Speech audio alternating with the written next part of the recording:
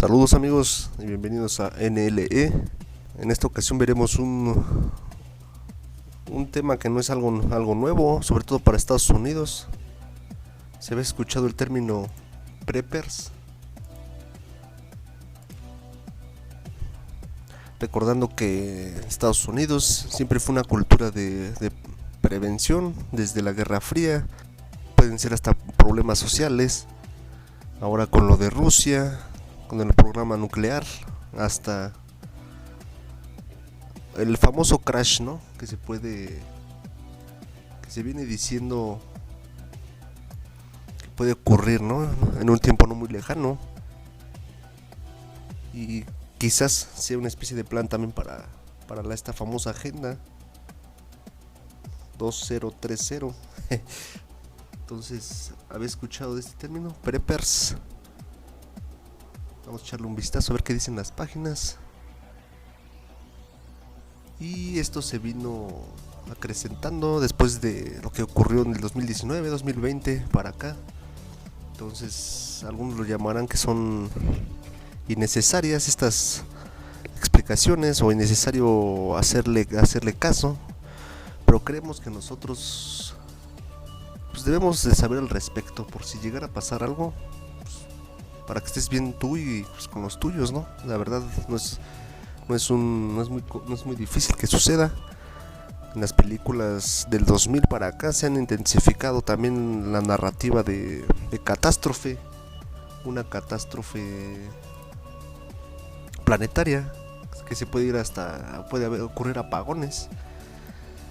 Compartiéndoles que lo que ocurrió en Acapulco hace unos meses del huracán, se vino abajo la transmisión de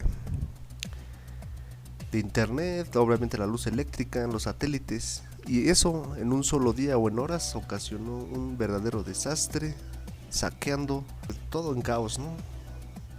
Entonces, vamos a ver qué dicen los preppers.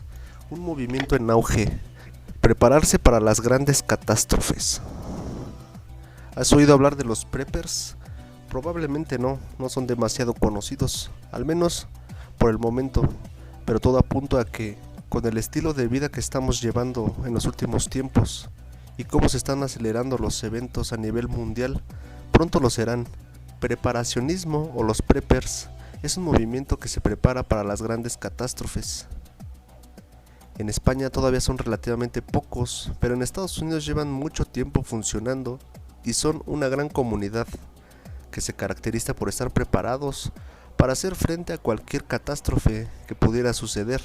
Y por cualquiera nos referimos a cualquiera, desde una guerra hasta una pandemia. ¿Entiendes ahora por qué decimos que pronto será un movimiento muy conocido?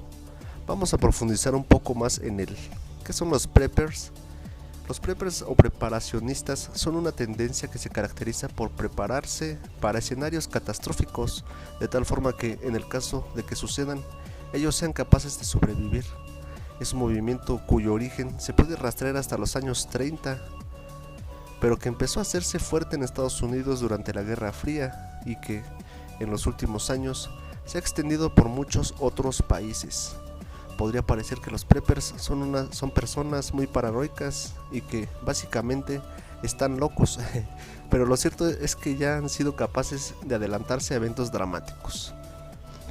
Bueno, como decimos, no es algo muy complicado o difícil de que ocurran estas cosas, pero también habrá que señalar que en Estados Unidos ha de haber hasta tiendas de no sé, o servicios para que hagas tu búnker, tus almacenes y todo. Entonces también puede ser, por otra parte, un negocio, pero no está de más considerar pues una protección para tu familia, aunque los vecinos te vean con cara de no, este vato. También recordando el episodio de Los Simpson, que Homero se mete a un búnker y es salvado tras una catástrofe, ¿no? Y ahí se ve cómo en Estados Unidos, su cultura, pues llevan a cabo o sí hay ciertos indicios de esto, ¿no? Entonces, acordémonos que estaban en Guerra Fría. Imagínense en los años 60 con la problemática de Cuba, que ya habían puesto misiles, los rusos, la URSS. Entonces todavía acrecentó más esto, ¿no? También se dice que, no sé, alguna catástrofe natural, algún asteroide, no sé, algún huracán a dimensiones muy gigantes que destruya el país, algunos terremotos, epidemias o ataques biológicos, por así decirlo, químicos. Pueden ser muchos factores, ¿no? Y, por ejemplo, los Peppers fueron los que mejor sobrevivieron a la tal por la simple razón de que sabían identificar las características de esa potencial amenaza, puesto que se preparaban para ella, entre otras, y lo hicieron de forma correcta. Bueno, algo que quiero hacer hincapié de estos preppers es que también puede servirnos estos temas para ser autosustentables, no depender tanto de las tienditas y de los centros comerciales de las grandes compañías, ¿no? Que luego ya hasta ya ni se sabe pues qué químicos tengan los cultivos en la agricultura, qué cosas no tiene adheridos a la carne que consumimos por el alimento que les dan. Obviamente ellos están a favor de que sea barato para ellos y no para que sean bien alimentados. En este caso, pues no sé, bovinos, reses, entonces, bueno, borregos, cerdos, vacas, ustedes me entienden, ¿no? Sin embargo, preparacionista se protege únicamente frente a pandemias o ataques nucleares, sino que pretende tener un entrenamiento y una previsión global frente a cualquier tipo de catástrofe o de circunstancia. Para entendernos, un prepper debería ser capaz de sobrevivir en el día al día, en una guerra, en un colapso de internet y en una apocalipsis zombie. Es lo mismo el survivalismo que el preparacionismo. El survivalismo, del inglés survival, supervivencia, se centra en la capacidad para sobrevivir en cualquier lugar y situación, con lo que hay a tu alrededor. Como en esta famosa película de Tom Hanks de Náufrago, o también en este programa famoso de Discovery, ¿cómo se llamaba el ejército de Inglaterra, según. Mientras que el preparacionismo hace un mayor hincapié en el construir un entorno preparado ante cualquier evento. Para hacerlo más gráfico, el preparacionista construye un búnker bajo su casa y el survivalista aprende a hacer fuego con 2 piedras. Por supuesto, es una simplificación y una caricatura.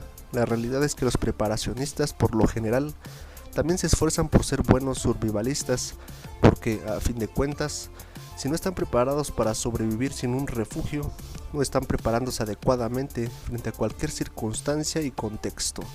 ¿En qué área se especializa un prepper? Como decimos, un preparacionista y un survivalista no son lo mismo, pero tienen mucho que ver. Por ello, la mayoría de preparacionistas también se preparan para lo mismo que se prepara un survivalista, aunque va más allá que este. Así, un preparacionista se especializará y cuidará de, entre otras cosas, lo siguiente. Y ya viene una pequeña enumeración. Contará con un buen refugio. Esto habitualmente implica tener un búnker en casa, idealmente, obviamente sin que no sea de madera o de cartón, sin que nadie lo sepa, debidamente escondido y fuera de los planos que el ayuntamiento tiene de la casa. En ese búnker, además, será importante contar con alimentos no perecederos y muy nutritivos, con fechas de caducidad tan largas como sea posible, linternas, encendedores, pilas y cualquier otro recurso útil para la supervivencia. 2. Aprenderá las técnicas básicas de survivalismo. Aprende sobre flora y fauna para saber qué puede comer y qué no, a dónde acudir para encontrar comida según la época del año y cómo aprovechar lo que la naturaleza le ofrece. Asimismo, aprende a hacer fuego, a construir refugios y cabañas, a cuidar su higiene en entornos hostiles y, en definitiva, a sobrevivir en cualquier escenario. 3. Sabrá de primeros auxilios. En un escenario de catástrofe, no vas a poder llamar a la ambulancia. Es fundamental que tengas conocimientos básicos de medicina, especialmente de traumatología, y que sepas cómo lidiar con situaciones donde alguien se haya hecho daño y necesite curas. 4. También aprenderá técnicas de autodefensa y manejo de armas. Bueno, esto sí ya también lo había considerado. ¿De qué sirve tener un refugio, una barda, no sé, almacenamiento de medicinas, de alimentos, para que llegue un grupo de personas y te los robe a la fuerza? Entonces, obviamente no estamos a favor ni de la violencia ni de las armas, pero ya en casos de extrema gravedad o crisis social, pues deberíamos contar con algo para defendernos, es todo, no para agreder o para robar sino solo de defensa. También aprenderá técnicas de autodefensa y manejo de armas. Esto es lógico, aunque las primeras nos parezcan descabellado en un escenario de colapso civilizatorio. El vecino que ayer te saludaba al ir a comprar el pan se convierte en un potencial enemigo dispuesto a matarse para ocupar tu búnker. Así que conocer técnicas de autodefensa y manejo de armas es fundamental. Quizás por eso o por el equipo de fútbol al que le vaya. 5. Estudiará las diferentes posibles catástrofes. Y es que lógicamente cada uno tiene unas consecuencias distintas. No es lo mismo una pandemia que una guerra civil o un desastre ecológico. El preparacionista debe entender qué sucederá en cada uno de los casos y tener todo listo para responder de la mejor forma posible. Podrá aprender a sacar partido de las situaciones antes mencionadas. Bueno, es el número 6. Esto no está tan generalizado, pero no está de más comentarlo. Piensa en lo que suele decirse: las crisis son oportunidades.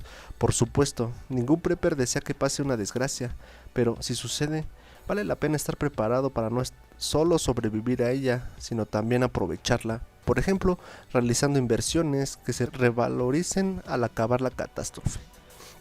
Bueno, se dice que ya dependiendo de tu área de estudios o de trabajo, pues ya puedes intercambiar cosas, ¿no? Que ya va a desaparecer el dinero. Si tal caso sucede, pues serán los alimentos, las medicinas, el alcohol o el petróleo, yo qué sé, ¿no? Las pilas, un encendedor, como intercambio, ¿no? O trueque. Entonces también se comenta que los que pues, tienen conocimientos sobre electrónica o ingeniería, cómo funcionan las máquinas, pues también nos podemos ayudar de ellos, ¿no?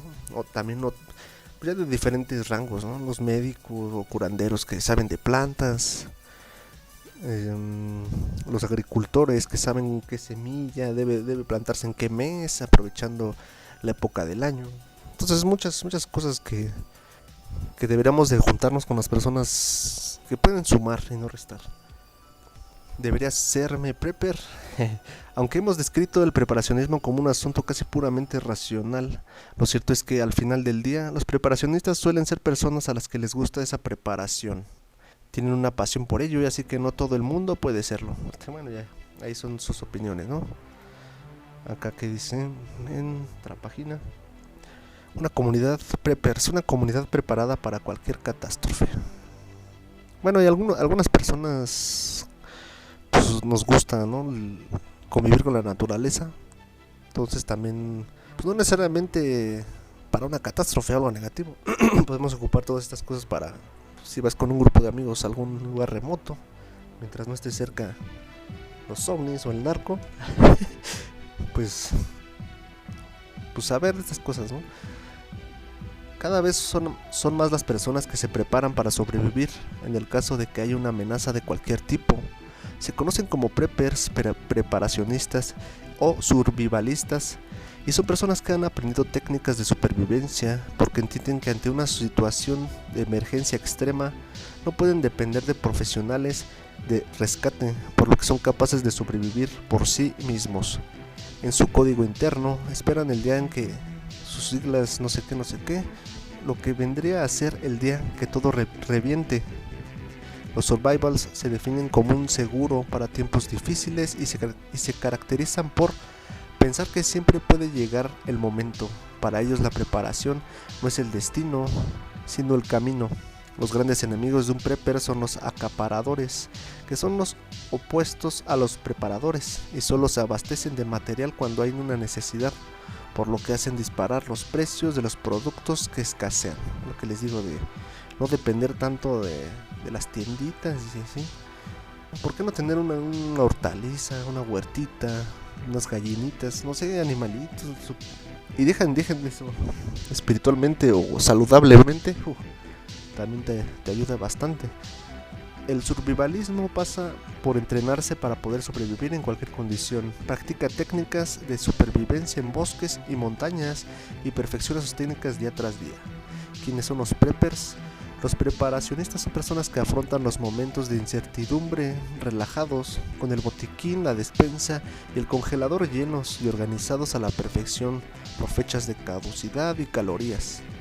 Pues sí, claro, también debemos de saber con certeza qué es lo que necesita el cuerpo humano, ¿no? Entonces, si uno va con un nutriólogo, te dirá lo que tú necesitas, porque no es igual lo que se dice comúnmente en general, lo que debemos consumir, pero se supone que debemos saber saber nuestro peso y lo que en realidad necesitamos.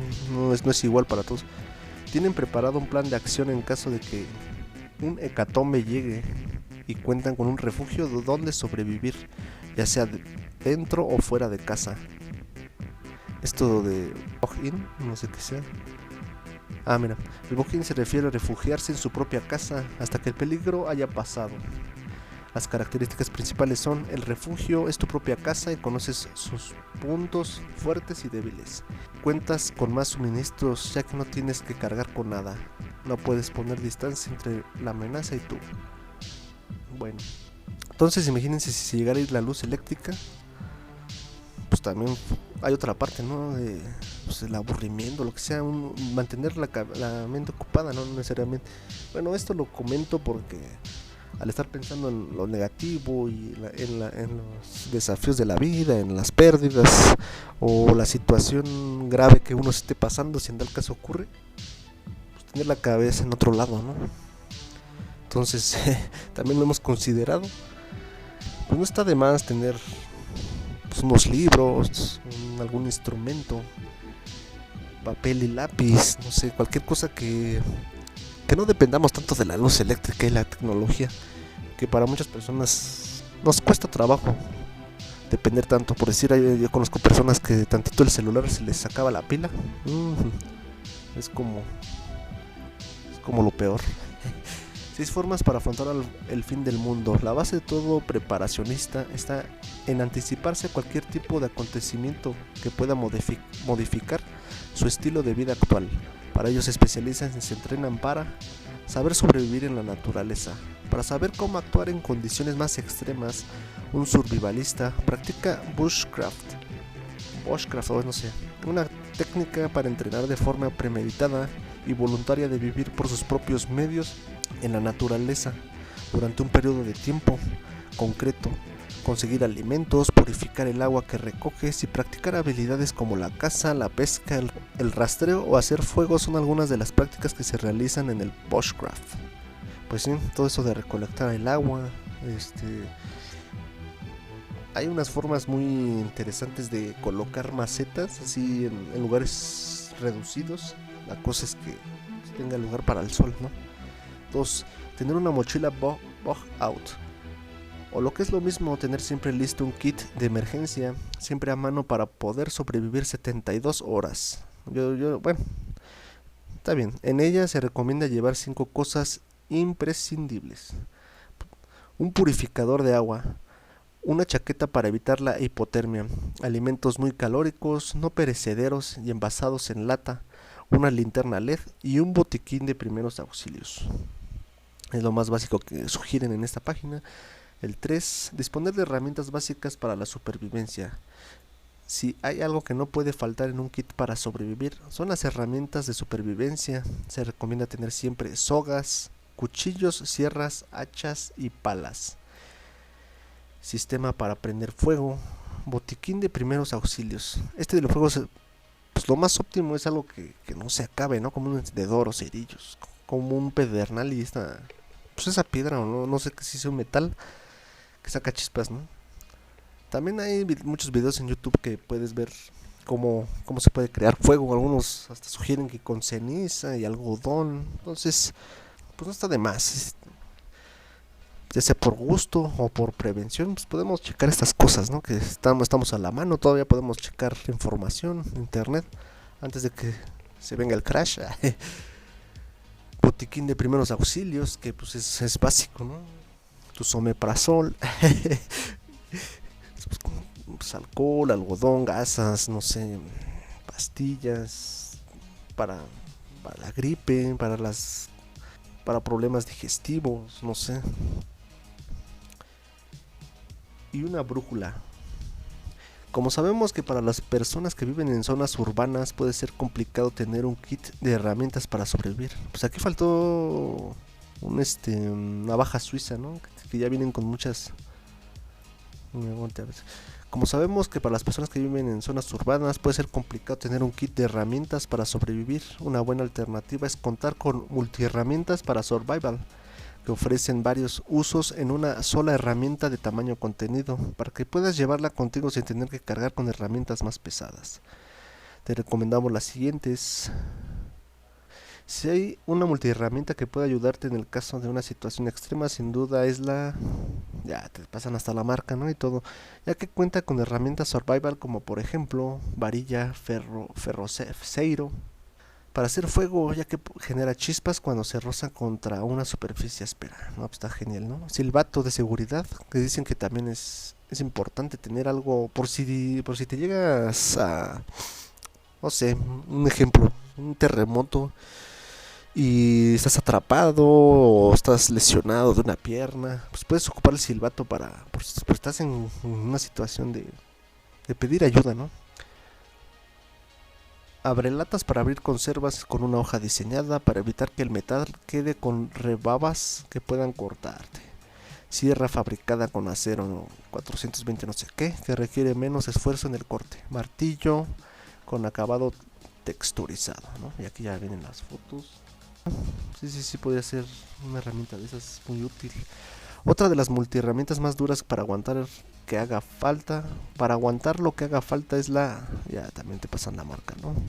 Hoja de navaja, tijeras, abrelatas, alicates. Y ya, entonces la página empieza a sugerir algunas marcas.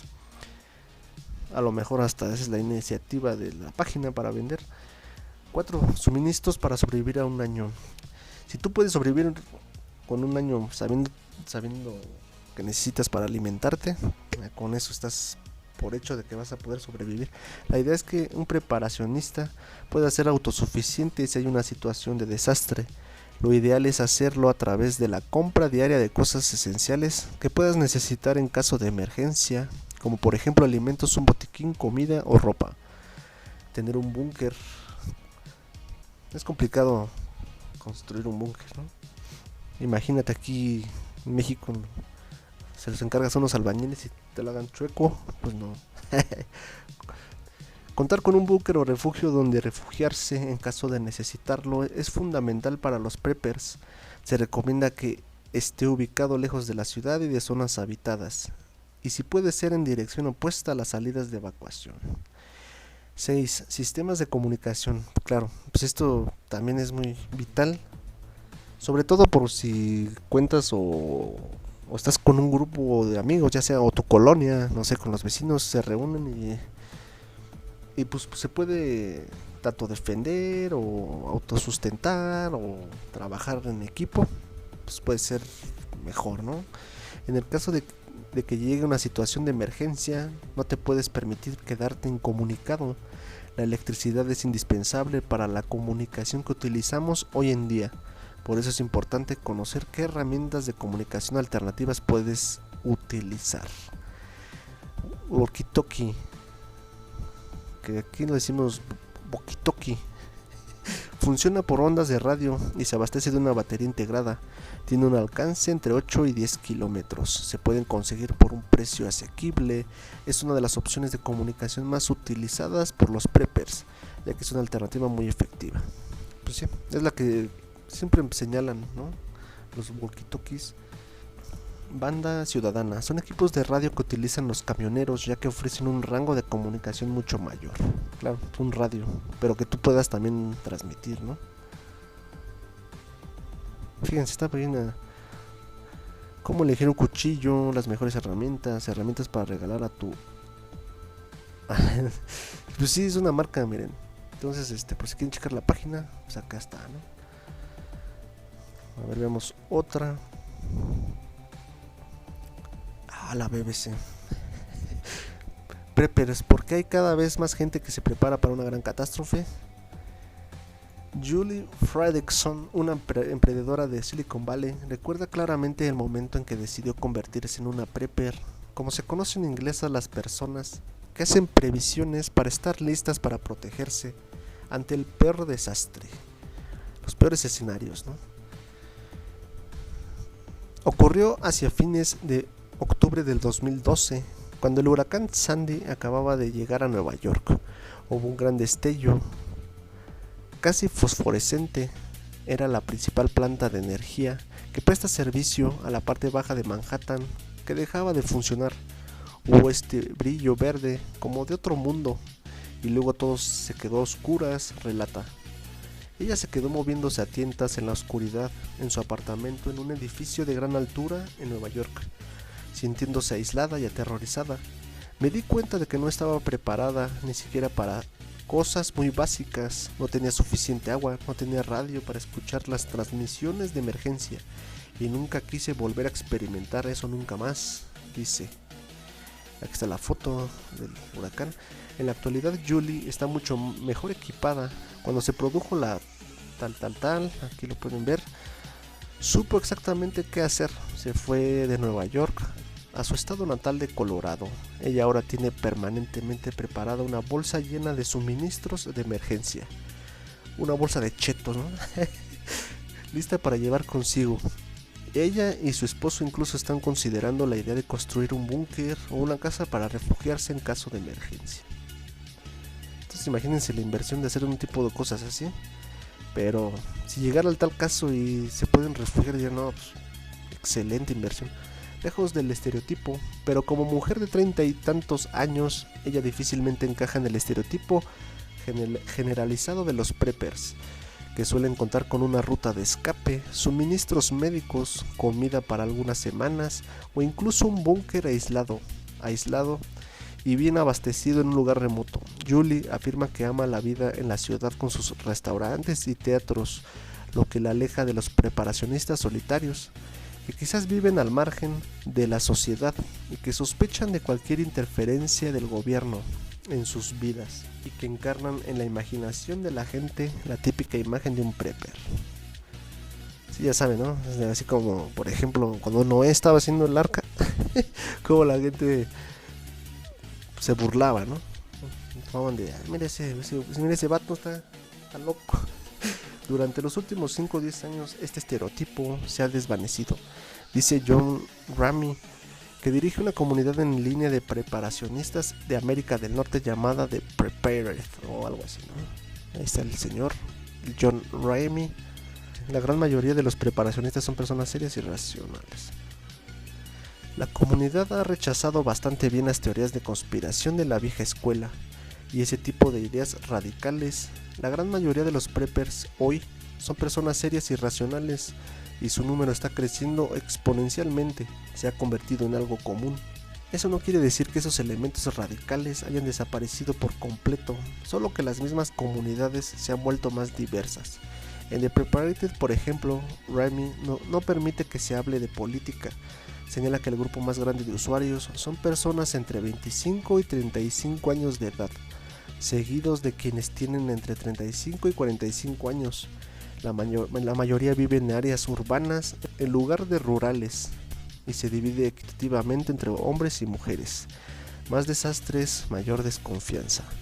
Ramey atribuye esta diversificación demográfica al creciente número de desastres naturales relacionados con el clima, así como un descenso de la confianza en la capacidad de las infraestructuras y de las instituciones estadounidenses para manejar las consecuencias de un desastre. Como les comento, no necesariamente es una guerra, unos zombies, pueden ser muchos factores que sí puede causar un desastre, ¿no? A dimensiones gigantescas. Aquí en la foto, según Ramey, el incremento de los desastres naturales ha ayudado a que la comunidad de preparacionistas sea más diversa. Pues claro, y cada vez los desastres son más fuertes. Señala, por ejemplo, que las instalaciones médicas de Estados Unidos y en otras partes del mundo no tienen suficiente equipo de protección personal para cuidar a los enfermos de tal. Estamos acostumbrados al inventario justo a tiempo, dice, refiriéndose a la práctica generalizada entre gobiernos, organizaciones privadas y empresas de tener solo suficientes existencias disponibles para cumplir con los pedidos actuales o mantener la producción. Afirma que si bien la actual se ha eliminado la holgura de recursos del sistema. Bueno, entonces aquí ya son las opiniones de esta persona y de lo que ocurrió hace unos años, ¿no? Raymond estima que ahora hay entre 5 y 15 millones de preppers solo en Estados Unidos. Bradley Garrett, geógrafo social de University College de Dublín y autor del libro Bunker Building, ¿no? Construyendo para el fin de los tiempos. Está de acuerdo con esta cifra y dice que en todo el mundo hay ahora 20 millones de preparacionistas. Encontré una especie de deseo insaciable de autosuficiencia y seguridad en esta era de incertidumbre. Miren, es interesante las palabras. Encontré una especie de deseo insaciable de autosuficiencia y seguridad. Pues de autosuficiencia más por ya no estar dependiendo ahí de lo que nos ofrecen. No se diga últimamente que las grandes compañías de cultivos o así son los mandamases, ¿no? Que ofrecen, los que suben los precios y todo. Dice que el enfoque en cambio está ahora en aprender habilidades de supervivencia como técnicas de purificación de agua, atención médica básica y cómo alimentar dispositivos eléctricos sin acceso de red eléctrica. Pues fíjense, eso de alimentar dispositivos eléctricos sin acceso, sin la red eléctrica, sería algo muy importante. Para empezar podrían ya los celulares, ¿no? Y no sabemos lo que les puede ayudar un celular. Ayudar y perjudicar, pero en este caso en una situación así nos puede ayudar. Los preppers están construyendo refugios en antiguas bases militares con este antiguo depósito de misiles nucleares. También es una gran oportunidad de negocio, lo que les comentaba. Garrett visitó desarrollos autosuficientes en Tailandia, Dakota del Sur, donde se encuentra un antiguo complejo militar abandonado fuera de la red que se proporciona a sí mismo como la comunidad de preparacionistas más grande del mundo. Los búnkeres más extravagantes que vi, la gente me aseguró que podrían pasar 5 años bajo tierra, completamente desconectados de los sistemas de infraestructura, comenta. Como son los búnkeres de lujo cuya demanda ha aumentado por la amenaza del tal. Pero este es un aspecto del preparacionismo que irrita a Julie Fredrickson. La versión de alta gama del preparacionismo es ridículamente elitista, yo diría que casi ofensivamente, señala. Ella culpa de eso a sus compañeros de Silicon Valley, los magnates de la tecnología que compran búnkeres subterráneos de lujo y mantienen permanentemente a su disposición un helicóptero cargado con combustible para escapar. Añade que el sector tecnológico tiene el dinero y francamente una imaginación hiperactiva.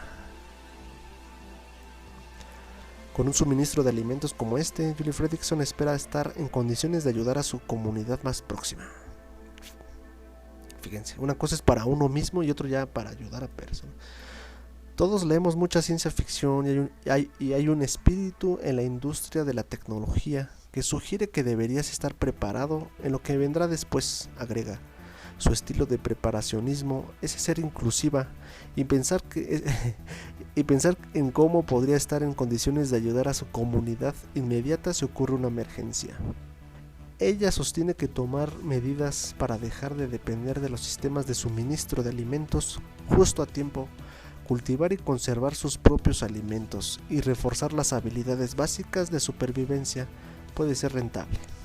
De acuerdo con John Ramey, la mayor parte de los preppers se concentran en tener al menos 2 semanas de suministros disponibles. Yo diría que medio año, ¿no? O algo así, ¿no? 2 semanas para mí es muy poco. Bueno, pero también ni modo que te acaban la caducidad de esas y luego comprar otra vez. Sí, también entiendo que no es fácil. Entonces, por eso es importante la autosustentabilidad. Agrega que muchos se han convertido en preppers debido a una sensación de desesperación por la inacción del gobierno ante la crisis. Una cosa es que el gobierno no te alcance a prever o a y otra cosa es que se haga un caos, que hasta tus mismos vecinos sean parte del caos, ¿no? Atender tus necesidades básicas de supervivencia, esa debería ser una de las funciones del gobierno, y hasta dónde deberían ir nuestros dólares de impuestos. Bueno, y ya por último el Wikipediazo, que en inglés preppers es preparacionismo, ¿no? El preparacionismo o vivalismo es un movimiento social. Bueno, sobre estas dos palabras, preparacionismo y survivalismo, pues deben ir de la mano, ¿no? Uno complementando al otro. Es un movimiento social de individuos o grupos llamados preparacionistas o survivalistas, que se preparan activamente para las emergencias, incluidas las posibles perturbaciones del orden social o político en escalas que van desde la local hasta la internacional. El preparacionismo también abarca la preparación para emergencias personales, como la pérdida del empleo, el perderse en la naturaleza o bajo condiciones climáticas adversas. Se hace hincapié en la autosuficiencia, el almacenamiento de suministros y la adquisición de conocimientos y técnicas de supervivencia. Los preparacionistas suelen adquirir formación médica de emergencia y de autodefensa, almacenan alimentos y agua, se preparan para ser autosuficientes y construyen estructuras como refugios de supervivencia o subterráneos que pueden ayudarles a sobrevivir a una catástrofe. Bueno, de las menciones que hemos sugerido para prepararnos, también he llegado a pensar sobre cómo se obtiene la levadura o la masa madre, ¿no? En este caso. Porque ya teniendo un horno, bueno, siempre y cuando con que cuentes con combustible, pues el pan es un buen, pues es un buen alimento. Y teniendo esa masa madre, puede ser pan hasta de lo que sea, ¿no? Hasta pan como, bueno, pan hecho de vegetales o hasta de algunos granos, es el que cuentas, ¿no? Entonces un horno y levadura, o cómo añejar bebidas, todas esas cosas, cómo enlatar o colocar alimentos al vacío, que dicen que pues, es recomendable semillas, como no sé, frijoles, arroz. Podemos aprovechar muchos conocimientos de cosas, ¿no? Y ya viene un atisbo pequeño de la historia, de la década de los 30 a la década de los 50. Los orígenes del movimiento preparacionista moderno en Reino Unido y Estados Unidos incluyen políticas gubernamentales, amenazas de guerra nuclear, creencias religiosas y escritores que advirtieron el colapso económico o social, tanto en la no ficción como en la ficción apocalíptica y posapocalíptica. Lo que dicen el crash, ¿no? El famoso crash. Los programas de defensa civil de la era de la Guerra Fría promovieron refugios públicos contra bombas atómicas. Esto es real. También preparaban a toda la gente, hasta los niños, ¿no? En el kinder. No, pues que si hay un ataque tienes que hacer esto y esto. Se lo tomaron muy en serio en Estados Unidos. Refugios personales contra la lluvia radioactiva y formación para niños. También cabe mencionar esto de lluvias radiactivas. Si en tal caso llegas a ver o ser partícipe de un avistamiento de una bomba nuclear y sobrevives, pues lo más recomendable es que no estés a la intemperie, ¿no? Que no te caigan esos fragmentos o partículas o elementos diminutos radioactivos, como un caso que hacían pruebas en Estados Unidos. En una de esas pruebas, de las miles de pruebas que hacían, unas eran en unas islas, otras en los desiertos, pues no sabían con certeza qué tanto medía la explosión, ¿no? Entonces ellos consideraban que tanto, no sé, megatones, ¿no? Un número cualquiera. Y a la mera hora resultó que era mayor. Entonces, al ser mayor, no precavieron a unos pueblitos. Y había una anécdota que unas muchachas, ¿no? Unas mujeres estaban al aire libre y cuando vieron una extraña luz y vieron que empezó a llover, como decían que era nieve o ceniza, pero pues, las cautivó visualmente cómo se veía aquella lluvia, ¿no? Entonces era una lluvia radioactiva de esta de esta prueba según del ejército de Estados Unidos y se fueron a nadar a un río, cayéndoles todos esos fragmentos a sus cuerpos y que no duraron más de los 30, ¿no? Según. Entonces es recomendable que te encierres o estés en una cueva, o es recomendable cuando exista una catástrofe nuclear. Los programas de defensa civil de la era de la Guerra Fría promovieron refugios públicos contra bombas atómicas, refugios personales contra la lluvia radiactiva, información para niños, como las películas Doc and Cover. Vamos a ver.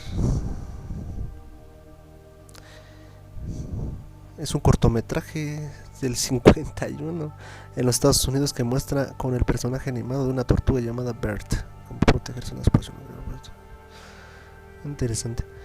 La Iglesia de Jesucristo de los Santos de los Últimos Días ordenó durante mucho tiempo a sus miembros que almacenaran alimentos para un año para ellos y sus familias en preparación para tales posibilidades, pero la corriente actual aconseja solo un suministro de 3 meses. Ahorita se me vino a la mente la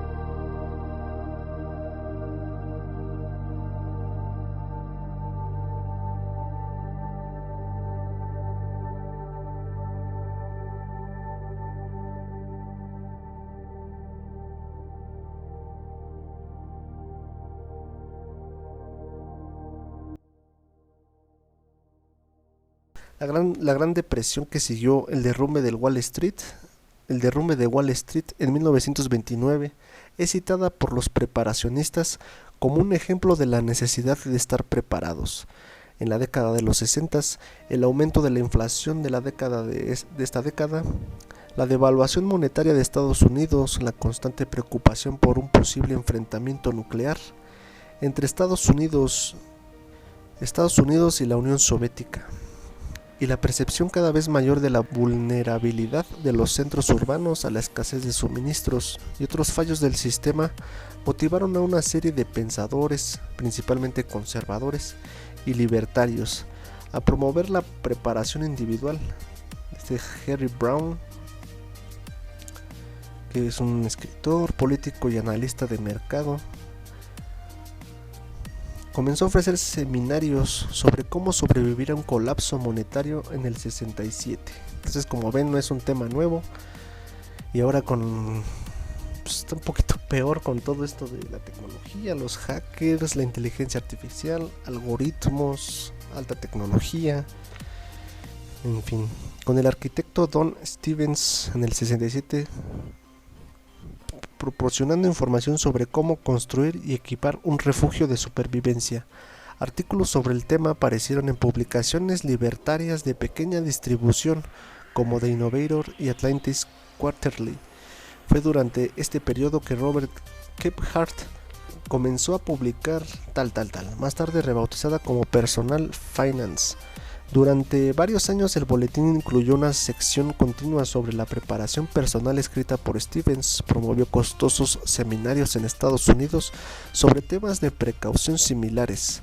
Stevens participó con James McKeever y otros defensores de la inversión defensiva de la moneda fuerte.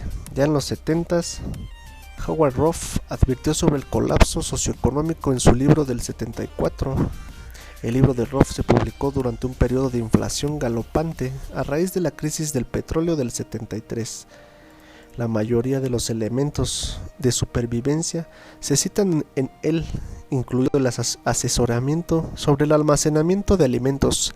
El libro defendió la afirmación de que los metales preciosos como el oro y la plata tienen un valor intrínseco que los que hacen más utilizables en caso de un colapso.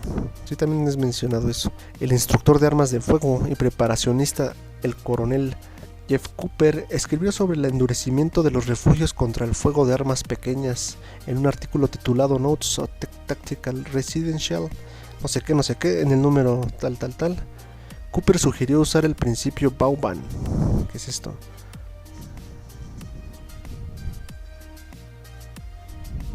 Un militar. Por el cual la proyección de las esquinas de los bastiones evitaría que los malhechores pudieran acercarse a los muros exteriores del refugio en cualquier punto ciego. Las esquinas con esta implementación simplificada de una estrella Vauban, es una fortificación, son ahora llamadas esquinas de Cooper. Dependiendo del tamaño del grupo que necesite refugio, se han sugerido elementos de diseño de la arquitectura tradicional de los castillos europeos, como uno chino, las casas de patio amurallado mexicanas para los refugios. Sí, esto del patio amurallado ya viene desde Mesoamérica. Tanto en su libro Rawls tal como una novela de supervivencia, Rawls describe en gran detalle a los grupos que mejoran las casas de ladrillo u otros materiales con contraventanas y puertas de acero reforzado, excavando zanjas antivehiculares, instalando cerraduras en las puertas, construyendo obstáculos de alambre de concertina, pólvoras. Entonces ya se meten en ondas de construcción. Pues ya mencionan a bastantes personas, muchos libros, novelas. Fíjense, en el 80 publicó The Alpha Strategy, estuvo en la lista de los más vendidos de New York Times. Durante 9 semanas del 81, después de casi 3 décadas en circulación, The Alpha Strategy sigue siendo popular entre los preparacionistas y se considera una referencia estándar en el almacenamiento de alimentos y suministros domésticos como una cobertura contra la inflación y la futura escasez. Estuvo muy movida la década de los 70 al respecto. En los 80 alcanzó su punto máximo, principio de la década de los 80, con el libro de tal, ¿no? Que se prepare la población o esté lista para dichos eventos. El interés en el movimiento aumentó durante la administración Clinton debido en parte al debate en torno a la prohibición federal de armas de asalto y la subsiguiente aprobación de la prohibición en 1994. El interés volvió a alcanzar su punto máximo en el 99, provocado por los temores del efecto 2000.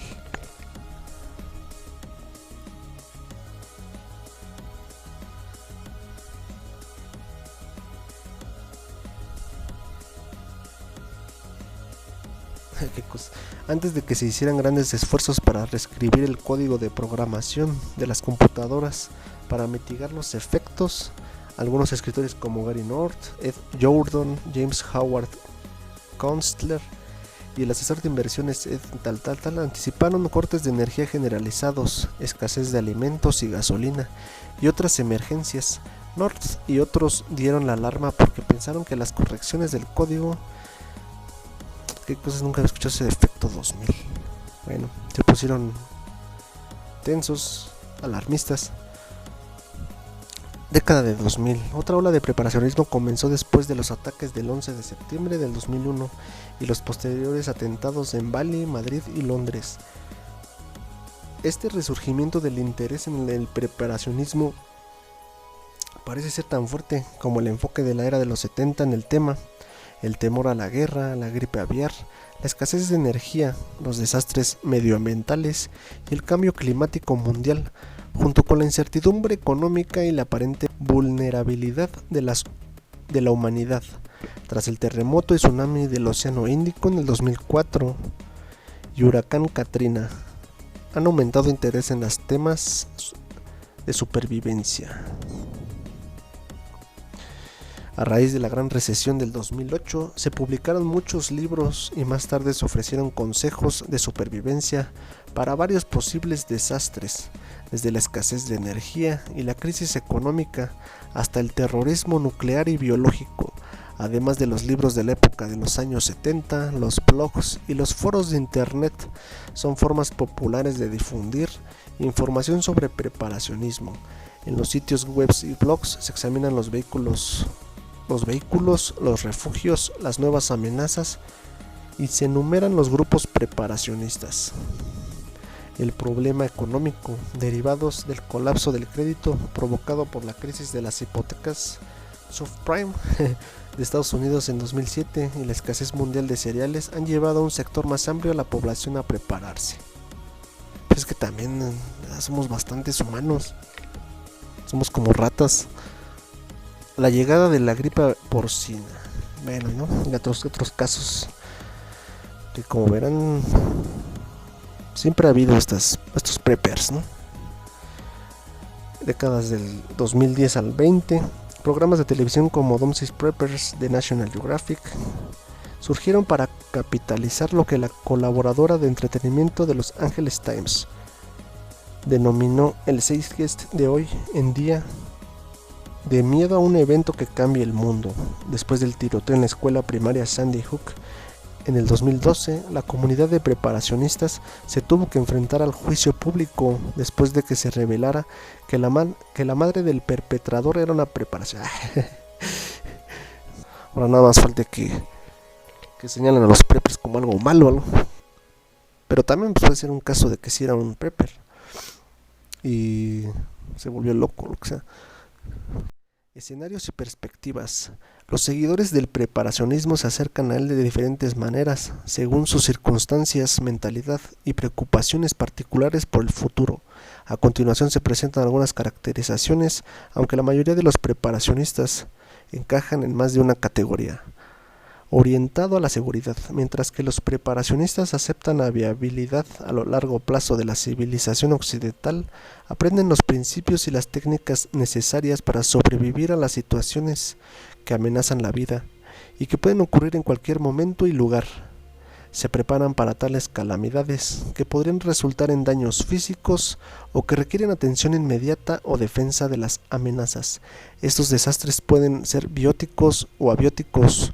Los preparacionistas combaten los desastres intentando prevenir y mitigar los daños causados por estos factores.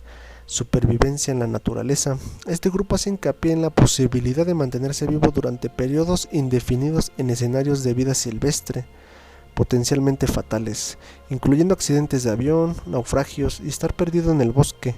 Las preocupaciones son la sed, el hambre, el clima, el terreno, la salud, el estrés y el miedo. Por eso, como náufrago, si encuentran un balón, ahí píntenle una cara para platicar.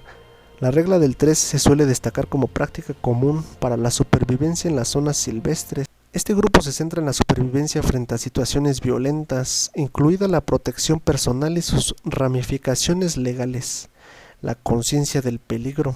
El bucle de John Boyd. ¿Quién es John Boyd? Qué cara. También conocido acaba bucle Oda. Observar, orientar, decidir y actuar. Las artes marciales, las tácticas y herramientas de autodefensa, tanto letales como no letales. Estas tácticas de supervivencia suelen estar orientadas a las armas de fuego para asegurar un método de defensa contra los atacantes o la invasión de hogares. Un término de esto, miren. Desastre natural breve. Este grupo está formado por personas que viven en zonas propensas a los tornados, huracanes, inundaciones, incendios forestales, terremotos o fuertes nevadas y quieren estar preparadas para posibles emergencias.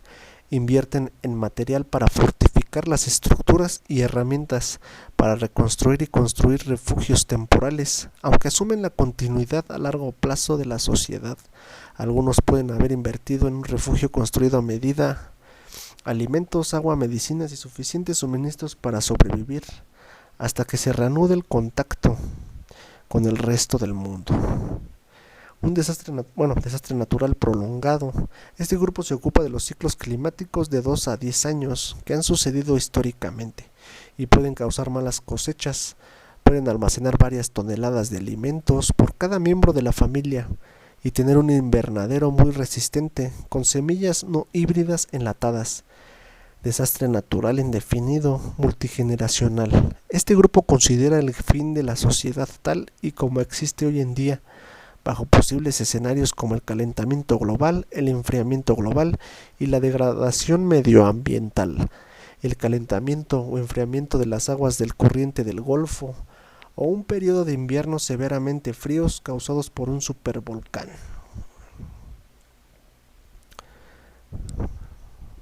Órale.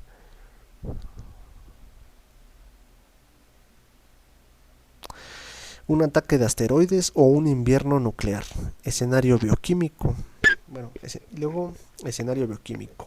Este grupo se preocupa por la propagación de enfermedades mortales, agentes biológicos y gases nocivos, entre ellos, pues ya mencionan algunos, ¿no? Gripe porcina, E. coli, una bacteria, el botulismo, dengue, del mosquito, ¿no? Enfermedad de no sé qué, del qué, Creutzfeldt-Jakob. Luego, no sé qué, síndrome respiratorio agudo, rabia, hantavirus, el anthrax, que según era un arma química, peste, cólera, sida,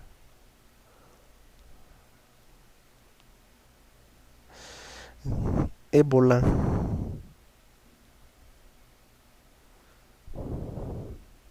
virus de Marburgo, bueno, entre muchas, ¿no?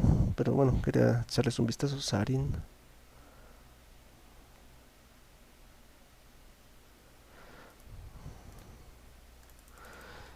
Desastre monetario. Los expertos en desastres monetarios creen que el sistema de la Reserva Federal es fundamentalmente defectuoso. Los boletines sugieren activos de lingotes de oro y plata, monedas y otras inversiones orientadas a los metales preciosos, como las acciones mineras. Los preparacionistas se preparan para que el papel moneda pierda su valor por la hiperinflación. A finales del 2009, este era un escenario popular. Muchos almacenarán lingotes de oro y plata en preparación para una caída del mercado que destruiría el valor de las monedas mundiales. Escatología bíblica. Estos individuos estudian la profecía del fin de los tiempos y creen que uno de los escenarios podría ocurrir en su vida, mientras que algunos cristianos e incluso personas de otras religiones creen que el arrebatamiento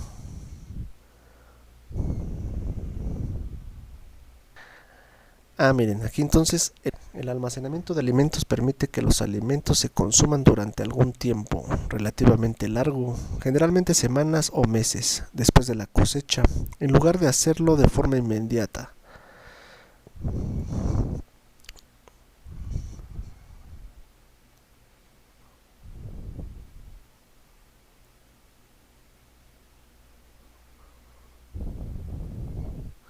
Entonces ya tenemos mucha información ahorita que podemos aprovechar.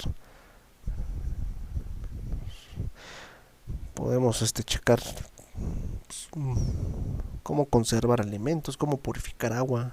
Mira, es importante tener cómo refrigerarlos o que permanezcan el mayor tiempo posible, enlatarlos al vacío.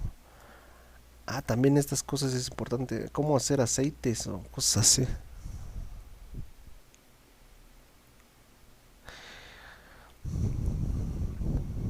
Vegetales, granos,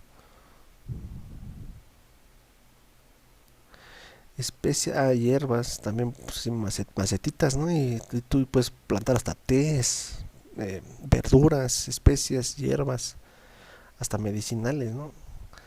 Carne,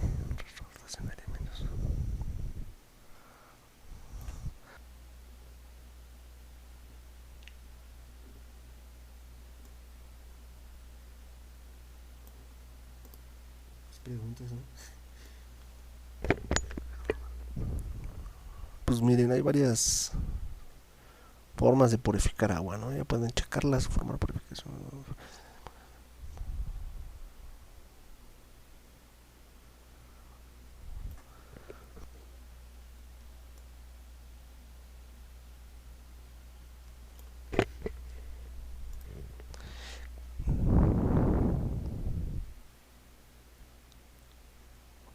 Fíjense, hay páginas hasta hacer cómo hacer levadura casera. Se ha convertido en un bien muy preciado, ya que no es fácil de encontrar en el supermercado. Sois muchos los que me preguntas sobre el tema, así que llega el momento de compartir con vosotros mi truco más preciado, cómo hacer levadura casera. En realidad no lo he compartido antes. Bueno, ya, a ver qué es la levadura. Las levaduras son unos hongos, unos fermentos vivos que están presentes de forma natural en nuestro medio. Cuando estos microorganismos se juntan con agua, alimentos en forma de azúcar, calor y algo de tiempo, hacen que las masas de pan se levanten por liberación de gas dióxido de carbono, lo que crea esos pequeños agujeros que hacen que el pan sea tan ligero y aireado. No debemos confundir la levadura con otros laudentes químicos que encontramos en el mercado. Sí, porque puedes encontrar levadura, pero ya como procesados, ¿no? Y que los puedes encontrar en polvo. Tipos de levadura. Como ya sabes, hay tres tipos de levadura natural, que no química, que se utilizan principalmente en panadería y repostería. Bueno, levadura fresca y prensada. La levadura fresca y prensada la encontramos en forma de dados compactos que vienen húmedos y se desmenuzan con facilidad. Para usarla hay que diluirla en agua antes de añadirla a la harina para hacer el pan. Levadura seca instantánea. Levadura seca instantánea la encontramos en forma de granulado grueso, como pequeños fideos. Este tipo de levadura se incorpora con mucha facilidad a las masas. Seca activa. Este tipo de levaduras es un granulado más fino, con una textura como el azúcar glass. Debemos hidratarla antes de usar.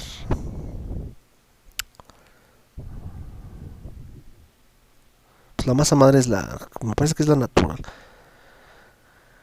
La levadura líquido masa madre es la que se ha usado siempre antes de que existiera la levadura prensada o levadura seca. Se puede comprar en estado líquido o la puedes hacer en casa, aunque su elaboración es bastante complicada y requiere varios días.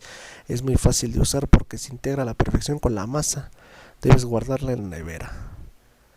¿Qué tienen en común estas levaduras? Bueno. La fórmula que te ofrezco a continuación, para la levadura casera, equivale a un dado de levadura fresca, lo que mismo de 25 gramos. Ahora ya sabes que esto equivale a poco más de 8 gramos de levadura seca. Así que ya puedes calcular según tus recetas. Fíjense, con cerveza, azúcar y harina. Bueno, pero aquí lo dice 10 miligramos de cerveza, una cucharita de azúcar y una cucharada de harina de trigo.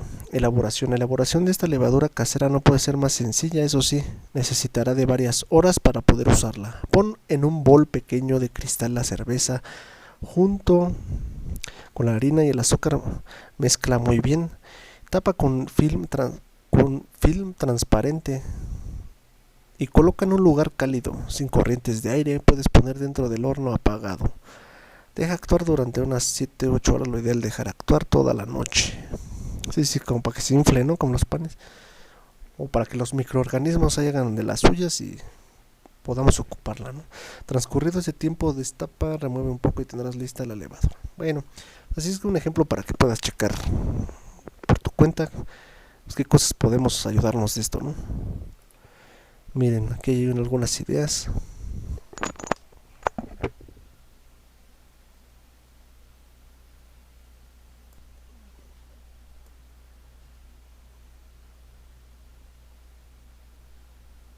Ocupar paredes, espacios, qué tipos de lata. Hay unos que lo ponen en garrafones y los cuelgan. Entonces, puedes ocupar de estas cosas para plantar cebollitas, yo que sé, cilantro, acelgas, lechugas, papas, chiles, calabazas, semillas, frijoles, de todo. Ahora vamos a poner garrafones.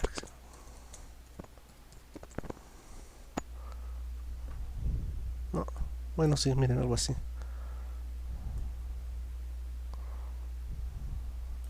También las puedes colgar así como estas. Bueno, y también decorativas o también para tecitos, especias. Y lo más padre es que van a decorar, te van a dar vida y van a estar felices ahí contigo como tú con ellas. Entonces hay hornos que puedes hacer como este. Siempre y cuando no destruyas el mueble de la abuela para quemar, para el combustible en el horno. Hay algunos que lo hacen con ladrillos. Y hay algunos rudimentarios como este tipo de cosas, ¿no? Aquí haciendo su pizza. Pues ya. Vaya que los mexicanos y buena parte, bueno, los mexicanos somos creativos para estas cosas, creo yo.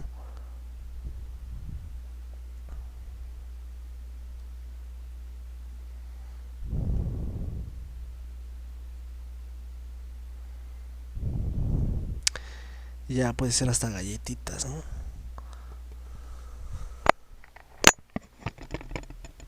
Establece que un humano puede sobrevivir 3 minutos sin aire, 3 horas sin refugio y 3 días sin agua, 3 semanas sin comida.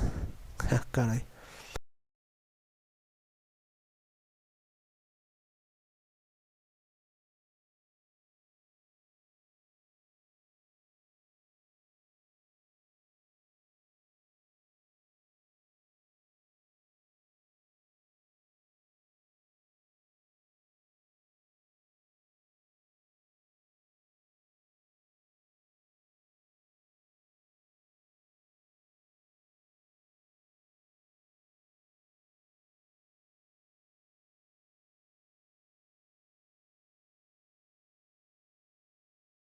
Bueno, aquí algunos purificadores, que según algunos hasta con piedras.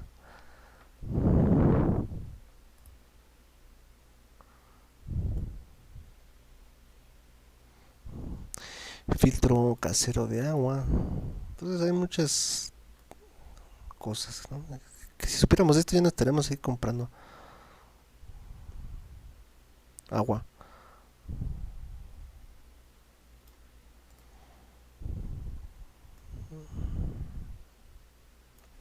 Sí, estas cosas, ¿no? Que no necesitan luz o algo más sofisticado. Pues también algunas cosas de estas. Bueno, y acá pusimos algunas páginas de alimentos que puedes almacenar.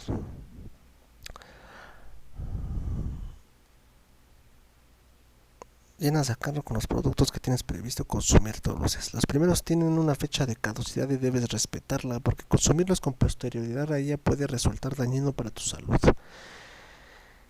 Tienen una caducidad muy larga, una fecha de consumo preferente, lo que quiere decir que puedes consumirlos una vez vencida esta. Para ello, sin embargo, debes cerciorarte de que se conservan de la forma adecuada y de que se mantienen un buen aspecto y sus propiedades intactas. Entre los alimentos que puedes almacenar en tu despensa y que pasado un largo periodo de tiempo se conservarán en perfecto estado están el café. Se puede consumir más allá de tu fecha de consumo, preferente siempre que el paquete y la cápsula se encuentren en perfectas condiciones. Es posible que con el paso del tiempo pierda fuerza y aroma. Aceitunas, gracias al tratamiento que reciben en el envasado y al estar en contacto con un líquido ácido, pueden conservarse hasta 3 años en el recipiente sin abrir. No cambiará ni su sabor ni su textura. 3. Yogur pasteurizado.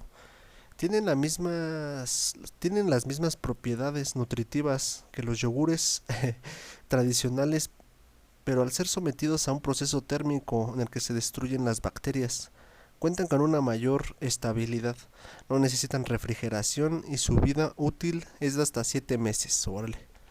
Pensaba que sí necesitaba refrigeración. Frente a los 28 días de los yogures tradicionales. 4. Sal. Al ser un producto mineral y gracias a sus características microbiológicas no se estropea, pero debemos guardarlo siempre alejado de la humedad.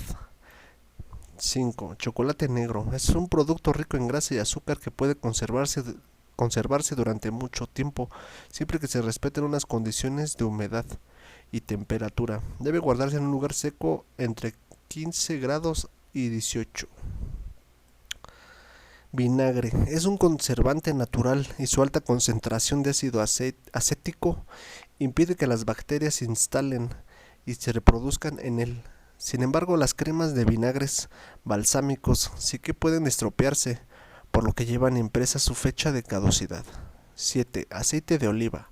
El oxígeno, la luz y el calor son los principales enemigos del aceite de oliva. Así que aunque es un producto duradero, hay que tener cuidado con su conservación para que no pierda su aroma y densidad. Lo que no perderá nunca será sus nutrientes. 8. Conservas de pescado. Se trata de un alimento esterilizado, lo que hace que sea un producto seguro, siempre que el envase permanezca cerrado y hermético y se conserve a las temperaturas óptimas y en las condiciones adecuadas. La miel. Su alto contenido en azúcar hace que las bacterias no proliferen. Consérvala en un lugar seco y a temperatura ambiente, y una vez abierto se irá deteriorando lentamente. 10. Harina de maíz o maicena. Si la guardas en un lugar fresco y seco y hermético, pueden durar mucho tiempo gracias a su bajo contenido en agua. Fíjense, pues aquí en México podemos guardar ese tipo de cosas. Arroz. Mételo en un recipiente de cristal libre de oxígeno, en un lugar seco, lejos de cualquier fuente de humedad, luz directa o productos de limpieza, y te durará mucho tiempo. Lo que le llaman al vacío, ¿no? Que no tenga aire o partículas ahí que puedan fregar, o bueno, microorganismos que puedan pudrir o acelerar su descomposición. 12. Legumbre seca. Puede durar años, aunque sí es cierto que con el paso del tiempo tardará más en cocerse. Pese a ello, seguirá estando en buen estado y conservará todos sus nutrientes. Bueno, por el momento lo dejamos aquí. Me gustaría saber tu opinión al respecto. ¿Crees que es necesario estas informaciones?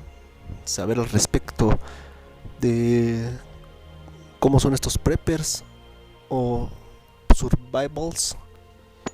Y ojalá este tipo de cosas, bueno, la autosustentabilidad nos la enseñaran en la escuela.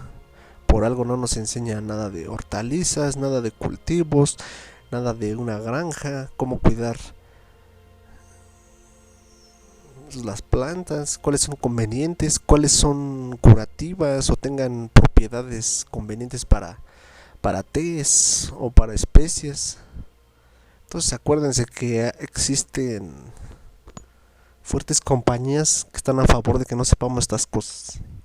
Entonces es interesante cómo son estos preppers, cómo podemos tener diferentes informaciones o estrategias por si en tal caso pasan estas cosas, ¿no?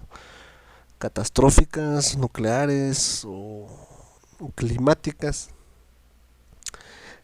También podemos hacer un grupo con vecinos o amigos, familiares e idear formas de negociar, de cuidar lo que cada quien tiene. Ya hemos sugerido que habrá personas y la necesidad los hará vulnerables y querrán las cosas que algunas personas tendrán. Como siempre, pues los que tienen menos recursos serán los primeros, tendrán menos probabilidades o menos formas de adquirir algo, si los precios irán subiendo. Como lo que les comentaba de la catástrofe de Acapulco, en unas horas se fue la luz, saquearon todo, hicieron barricadas los vecinos, el petróleo no lo podían obtener por la luz eléctrica. A su vez, la misma catástrofe ocasionó obstáculos en las carreteras. Entonces hay que dimensionar este tipo de cosas, ¿no? Y si en tal caso llegáramos a experimentarlo en nuestras, pues actuar convenientemente y de la mejor manera. Las adversidades no quieren decir que seamos malos seres humanos. Entonces, sin más, nos despedimos. Hasta la próxima, colega escéptico.